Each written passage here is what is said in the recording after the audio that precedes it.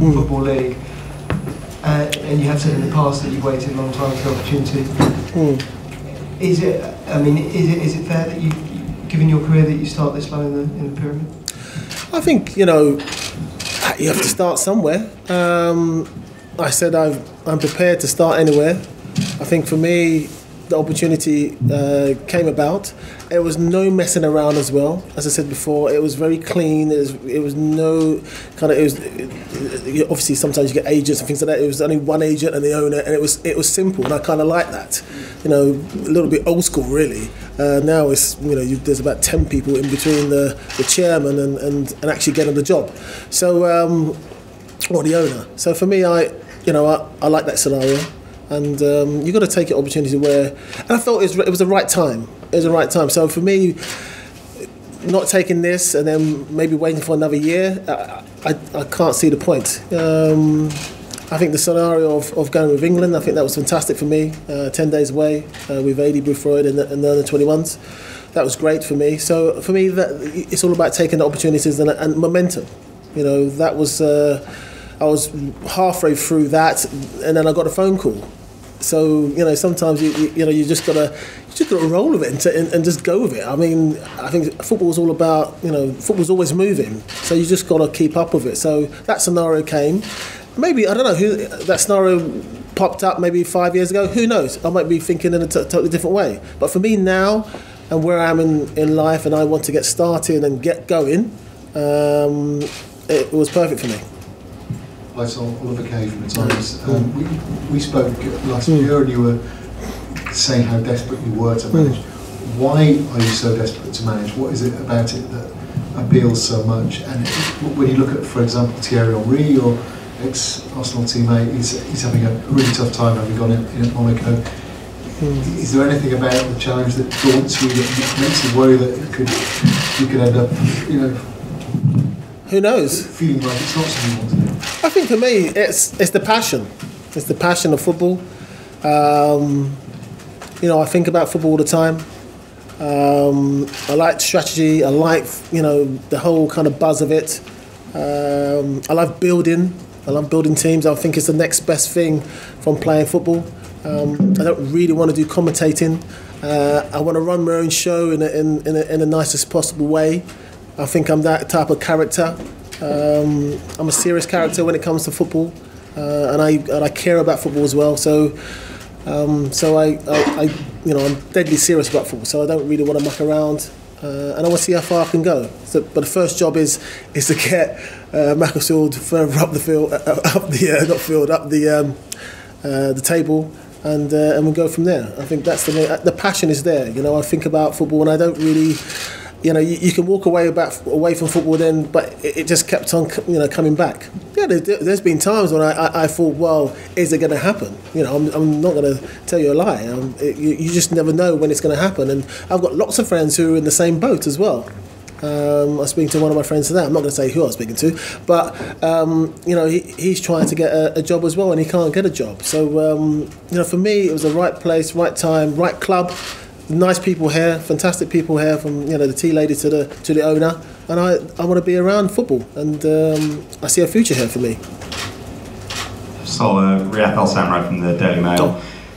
You're saying it's been a long time coming. Are you able to put any kind of approximate figure on how many applications you've made for jobs and how many interviews you've actually had before getting this one?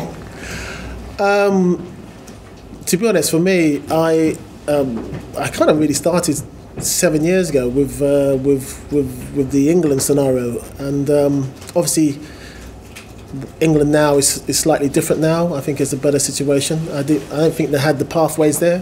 I think Dan Ashworth has done amazing there with getting all these pathways open, and Paul Ince as well. So it really started about 7 years ago, and yes, I did it in the other way. I kind of said, right, let me get all my badges. Maybe hindsight, maybe I should have just taken a job, maybe as a player coach, and just get in that way. I thought to myself, well, do it properly, get my coaches, have a family, things like that, and then get back into football.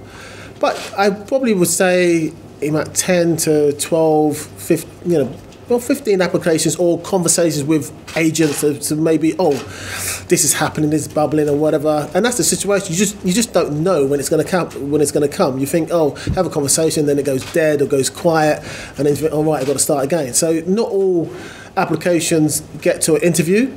That's a shame. Well, this one was slightly different, how it was conducted, and I kind of like it that way. So I've been abroad, I've been at home, so I've looked at both. I've even gone 10 hours away for an interview, but I've done a lot of miles. I probably should be an ambassador for British Airways. The amount of air miles I've done. But in between that, I've gone to clubs, gone to Italian clubs, I've gone, in and out of some English clubs, and spent 3-4 days watching training, speaking to the managers and things like that. And also international football as well. So for me, that gave me kind of the basis of where I want to be as a manager. Also, nicking ideas here and there. I think I like that idea. Bring it in. And for me, that's also, if you haven't got a job, you've got to keep on looking, keep on kind of probing, and that's all off on my own back as well. Just getting in clubs, watching games, see how the training goes into the games, and see how it all maps, all knits together. So I found it done from the Daily Mirror. I know obviously your first aim is to keep Macclesfield in this division, but on a personal level, what is your ambition in management? And have you ever sort of thought, well, actually, that's an impossible dream? Well, I don't want to think too far from Macclesfield. I think, for me, I don't want to kind of say I want to be, somewhere in 10 years' time. Yes, everyone has their goals, but for me, it's all about, concentrating, just like the football, take every game as it comes. And I think for me, getting this job right is the priority for me. And that's what I'm here to do, get it right, look at every single detail. And I think that's the case, really. Get this right first. Tim Rich from the iPaper. So since you retired, you've been linked with a lot of things, acting, a bit of politics. Could you really have imagined life without football? No. I think it always, it's like a magnet. Just kind of drew me back into football. I think that's the case, really. Sometimes you got players and things happen in between football. But in the end, when it all gets washed away, what's left is football. So that's where my heart is. Okay, can we move over here? Yes, sir, over there. Hi, Sol. Niall here from XS Manchester. You played in the World Cup. You went an undefeated season with Arsenal. You won the FA Cup with Portsmouth. But you also played one game for Notts County at this level. How have you developed since then to perhaps adapt to this level League Two now? Because obviously for you back in your playing days, it didn't seem quite right for you at that time. Well, Notts County was a different scenario.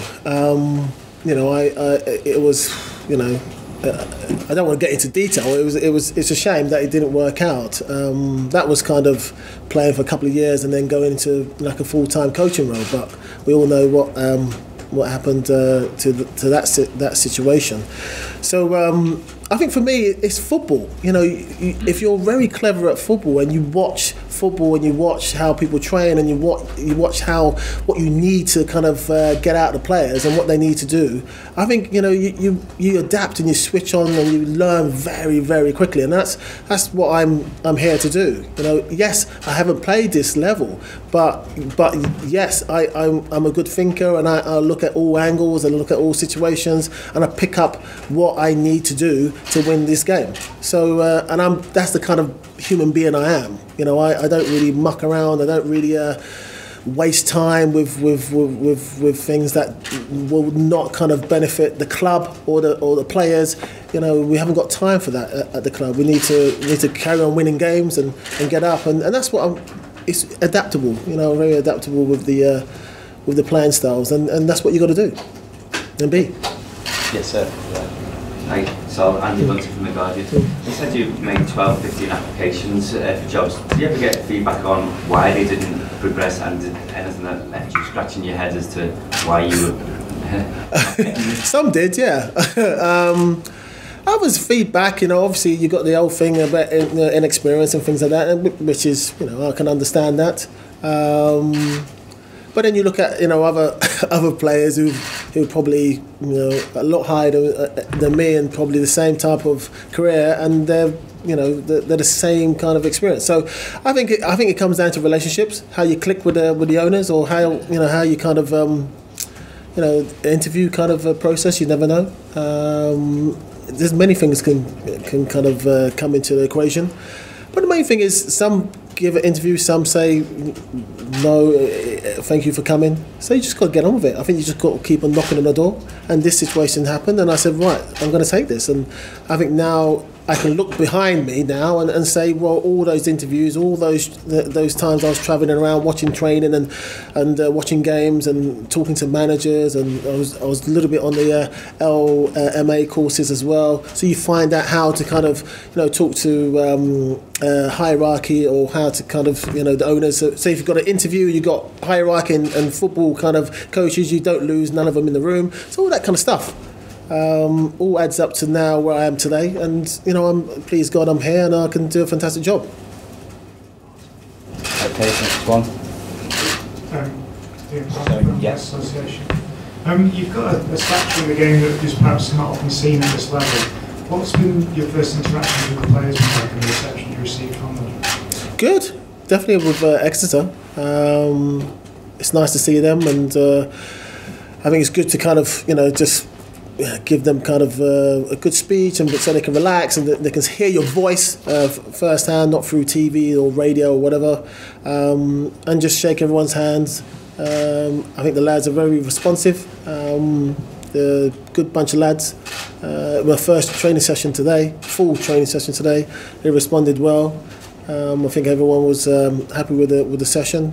So I'm just really, just want to get on with it and get into the groove and get a routine going. That's the main thing, from diet to training methods and getting my team, just get it all kind of flowing. Because always in the beginning there's a lot of gaps, communication gaps as well. So I want to kind of fill those things, and hopefully I can fill them up pretty quickly so the whole ship runs smoothly.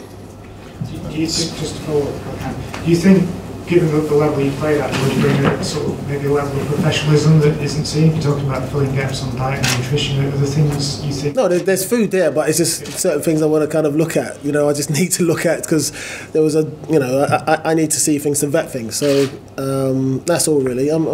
These guys are very professional, professional outfit. So it's just things I need to see, so I'm happy with. And I'm a detail guy, so I look at all things, because I know there's a knock-on effect if you keep on missing things. Okay, yes. So, Gavin Brooks from the Express. Are you confident that ultimately you'll be judged on results and nothing else? I think that's what it's all about. I think I'm used to that. Results are I think that's a manager situation. You just got to accept it. I think for me, this season is all about getting them up to mid-table, stuff like that, or safety, get them to safety, and keep them in the division, and go from there. But ultimately, yeah, of course you are judging the results. It's a little bit different as a player, but as a manager, that's the sphere, that's the world where managers are in, the managers and coaches are in. Okay, next one. Yes, ma'am. So I know, we sort of touched on this earlier. Given your stature in the game as a player, and I know you just want to do well for Macclesfield, but in the bigger picture of black managers and the fact that there are so few of them in our game, do you think that if you had some success, that you could change, let's say, perceptions right across Europe and some of those who are still stuck in another way of thinking? I think for me, as long as I do a good job and do it professionally, as long as people see the quality and see me, who I really am, I think that's all you can do in football. Whatever comes after that, what attitude comes from that through success, I hope I'm not judged just on success. I hope I'm judged on how what kind of ship I run. And I think in the end, hopefully football wins and people start kind of looking at all scenarios. As I said before, I think in the end I just want to become a manager and forget what the colour you are. I think that's the way it should be, really. I'm thankful I got the opportunity here, and I'm gonna keep on working and hopefully, as I said, you need a bit of luck in life as well. You got to work and and hopefully you can be a bit more, get a bit of luck on the way, Donald Duck.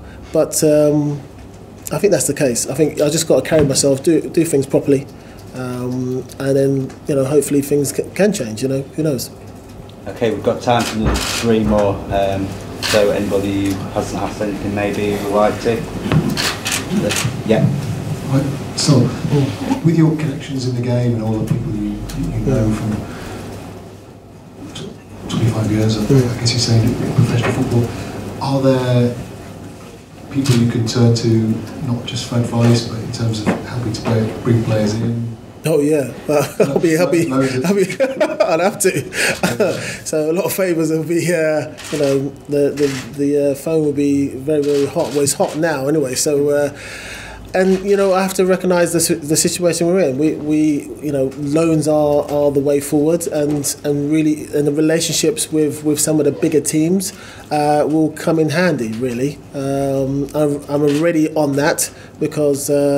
You can get 1 or 2 players who can make the difference for you, for sure. And in the end, it becomes a relationship thing. If they're not too happy with you or with surroundings, or who knows what turns off young players to go to a club. But if you get hungry ones who maybe not on the last chance saloon, but they're kind of the club is looking, come down there, get good training. Beef up a little bit, see the football, and then maybe come back to us a bit more, a year older, a year wiser, a bit streetwise on the pitch. That's what I can do. So hopefully me, with those relationships, can bring some players that maybe might not have thought about coming here.